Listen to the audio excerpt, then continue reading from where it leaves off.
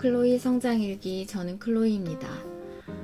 오늘은 마인드맵이 어떻게 만들어지는지 그 과정을 한번 보여드리고 싶어서 이렇게 카메라를 켰습니다. 네, 우선 책은 사랑의 기술이라는 책이고요. 여기는 제가 이미 그려놓은 마인드맵이 있습니다. 이 마인드맵을 그리는 과정, 가지가 어떻게 나왔고 여기에 있는 작은 가지들은 어떻게 구성이 되었는지 그런 부분에 대해서 한번 보려고 합니다.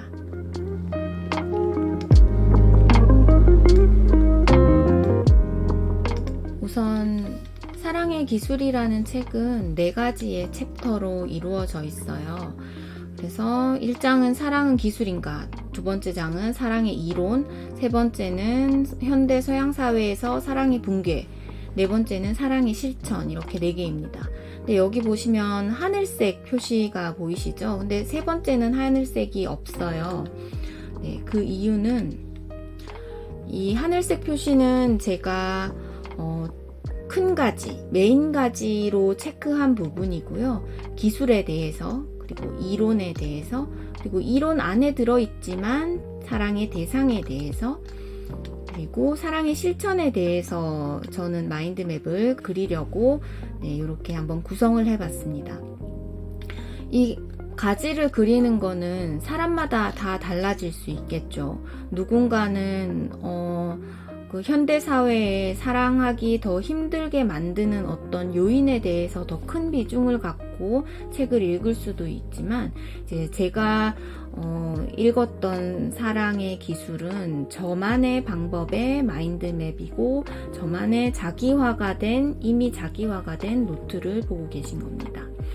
네, 책을 읽을 때는 저는 책에 줄을 치면서 생각도 옆에 적으면서 책을 읽고요. 책을 읽고 나서 사랑의 기술의 경우에는 노트 필기할 게 그렇게 많지 않아서 모두 읽은 다음에 체크를 했어요.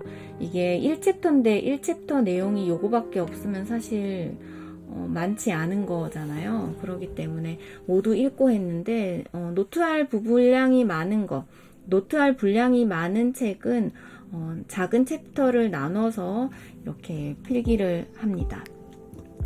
여기 보시면은 이제 이 하늘색은 메인 가지였고, 여기 노란색으로 된 부분, 이게 이제 마인드맵 그 메인 가지에서 나가는 작은 가지에 넣으려고 이렇게 표시를 한 거고, 여기에 붉은색으로 표시되어 있는 부분은 제가 생각하기에 이 책에서 가장 중요한 문장인 것 같아서 체크를 한 부분이에요. 모든 노트가 다 이렇게 색깔이 구별되어 있는 건 아니고요. 지난번에 했던 국가처럼 보기처럼 한번 보시면 이게 국가처럼 보기인데 원래 그냥 이렇게 돼 있고 중요한 거에 줄 정도 쳐 있고요. 네, 오늘은 마인드맵으로 보여드리기 위해서 일부러 제가 색깔을 표시를 한 부분입니다. 그러면 여기에 있는 게 그대로 마인드맵에 메인 가지로 그리고 부가지로 이렇게 붙이게 된 부분이고요. 우선 첫 번째 가지, 사랑은 기술인가에 대해서 이제 사랑을 현대 사람들은 굉장히 사랑을 받는 문제로 생각한다. 주는 문제가 아니고, 그리고 어떤 사랑에 빠질 대상이 없어서 사랑을 못한다고 생각한다. 그게 아니다. 그리고 사랑 자체를 최초의 경험으로 어떻게 생각을 한대요.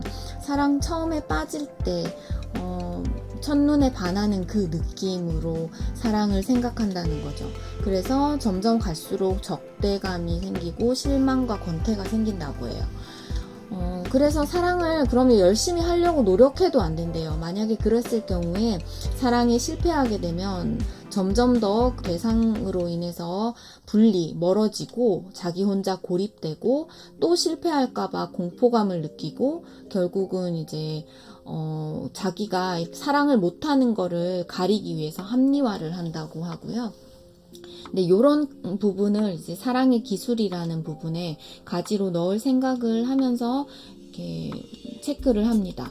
이 체크를 할 때는 지금은 여기 노트니까 이렇게 보이는데 저의 경우는 프린트를 해서 직접 여기 줄침 부분에 색깔로 구별을 해가면서 어떤 가지를 넣을지 체크를 해가면서 네, 분류를 하는 거고요.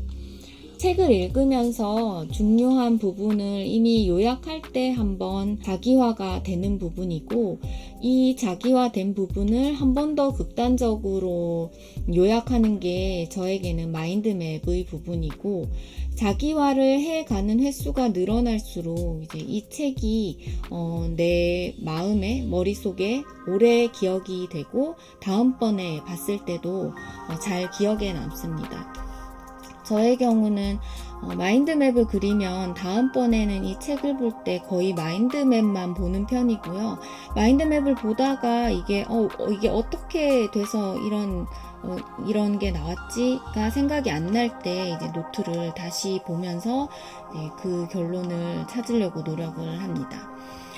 첫 번째 가지, 사랑은 기술인가? 그래서 사랑의 문제라고 표현을 하고, 이렇게 잘못 생각하고 있었고, 결론은 사랑은 기술적인 문제다. 여기 붉은색 가지로 표현된 부분이에요.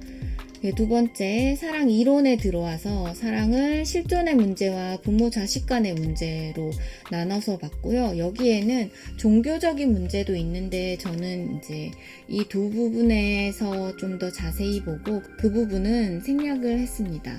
네, 그리고 책을 읽을 때 우리가 100% 저자의 지식을 모두 흡수하기 위해서 읽는 게 아니잖아요. 독서는 자기와의 대화라고 하잖아요.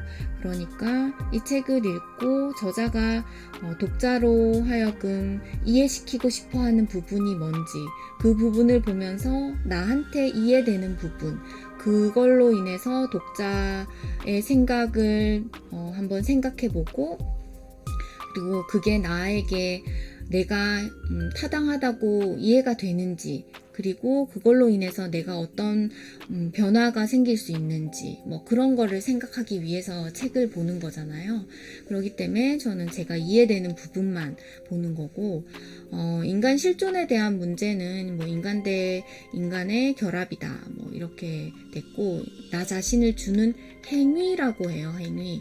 소유냐 존재냐에서 이미 사랑, 어떤 존재적인 거는 대부분 행위적인 부분이었잖아요. 그러면 이 책은 소유냐 존재냐 이전에 쓰인 책이지만 여기에 이렇게 존재적인 사랑에 대해서 행위로 다 표현이 되어 있더라고요. 두 번째는 부모 자식 간의 사랑. 이 사랑에 있어서 어머니의 사랑과 아버지의 사랑이 달랐고, 그거를 나눠서 어머니의 사랑의 특징, 아버지의 사랑의 특징, 그리고 이제 성숙한 사람은 나중에 사랑의 어머니의 한테 배운 사랑을 통해서 나 자신의 사랑의 능력 더하기 그 깊은 속에 어머니의 양심을 간직하고, 아버지한테 이성과 판단을 배웠는데 그게 아버지 것이 아닌 자신의 것으로 이성과 판단을 하고 아버지의 양심을 마음속에 간직한다. 이런 게 성숙한 사랑을 하는 사람의 사랑이라고 해요. 그리고 사랑의 대상에 대한 부분이 있었어요. 이 부분은 제가 가장 좋았던 부분이고요. 그래서 저는 이제 이게 사랑의 이론의 일부분이지만 하나로 빼서 큰 가지로 만들었습니다. 네, 사랑은 세계 전체와 관계를 결정하는 태도라고 하고 성격의 방향이라고 해요. 소유냐 존재냐에서도 뭔가 존재하기 위해서 발을 내디디면 된다라고 했는데 여기에도 사랑도 똑같게 나와 있더라고요. 성격의 방향이래요. 내가 설사 성숙하지 못한 사랑을 하더라도 내가 이걸 보고 기술을 훈련하고 그 전에 성숙한 사랑을 하기 위한 발을 내디디면 성격의 방향이 사랑의 방향으로 바뀐다고 하고요. 형제애, 이거는 동등한 자에 대한 범인류적인 어떤 사랑을 말한 거래요. 동등한 사람. 그리고 모성애에 대한 부분은 무력한 자에 대한 사랑을 보여주는 부분이고, 그리고 이성애는 완전한 융합이면서 여기 너무 좋은 말이 있어서 붉은색으로 표시했는데 저는 이 책 한 권을 모두 나타낸다고 생각하고요. 사랑은 본질적으로 의지의 행위다. 결단이고 판단이고 약속이다. 이런 말이 있었습니다. 그리고 마지막으로 자기애에 대한 부분은 이제 저자는 에크하르트의 말을 따서 자신을 사랑한다면 모든 사람을 사랑한다. 뭐 이렇게 표현이 되어 있고요.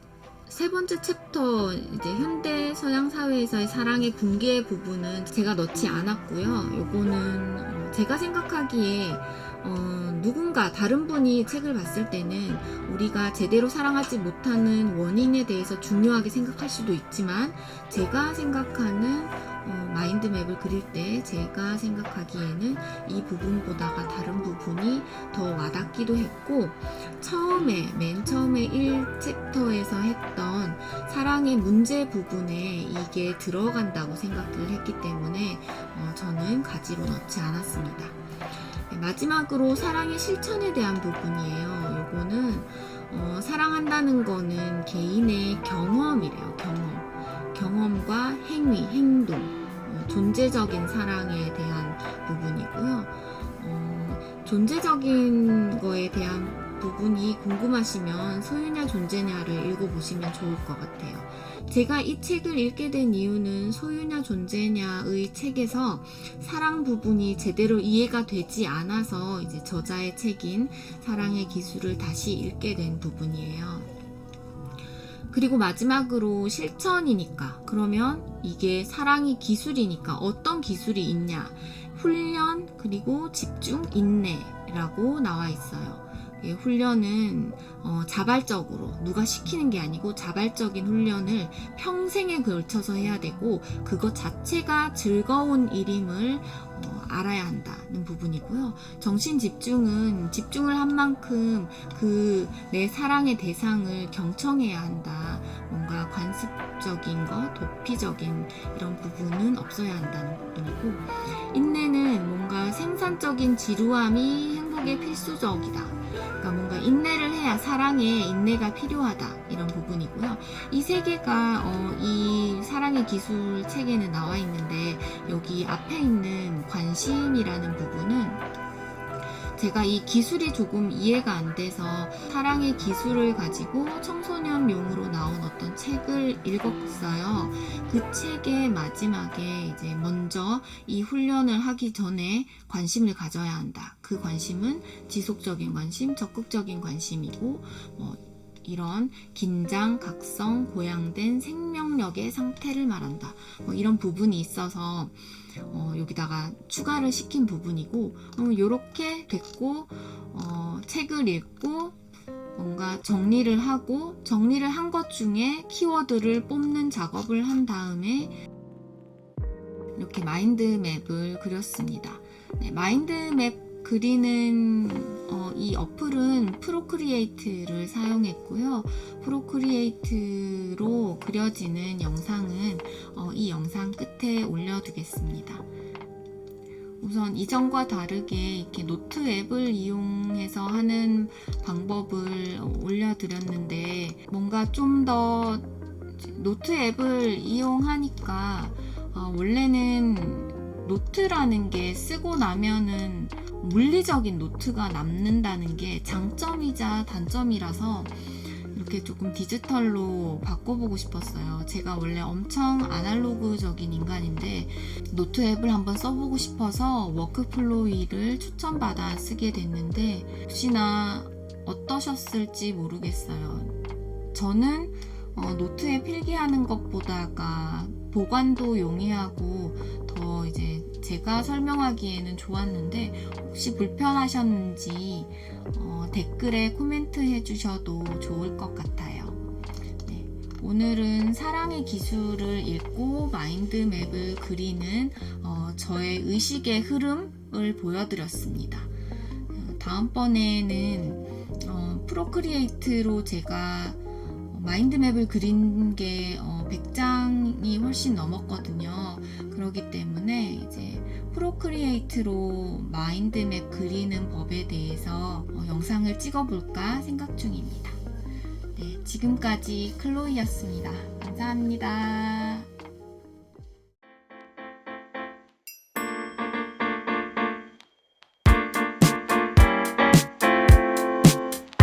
You're so good, but not for me. Don't try to be a person you'll never be. Can't say we're different, but it's not a secret.